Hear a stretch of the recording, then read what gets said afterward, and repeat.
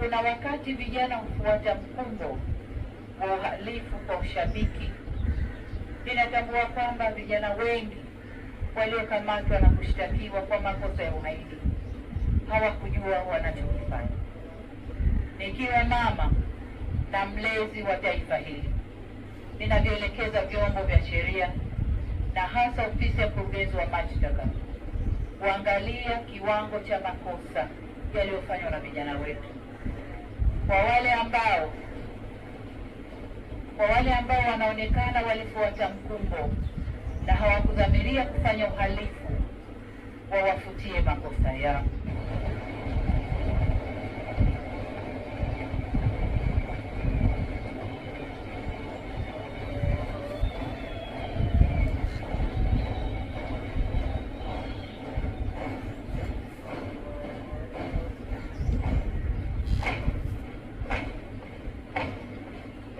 Asante waheshimiwa wabunge, nashukuru.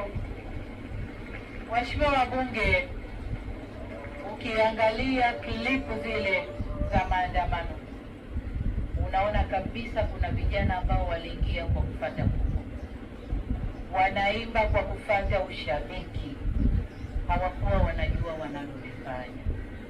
Kwa hiyo kama mlezi, kama mama, ndio maana naelekeza vyombo vya ulinzi na usalama, hasa ofisi ya DPP, kuchuja viwango vya makosa, na kwa wale waliofuata mkumbo basi waseme nao kisha wawaachie waende kwa wazazi wao.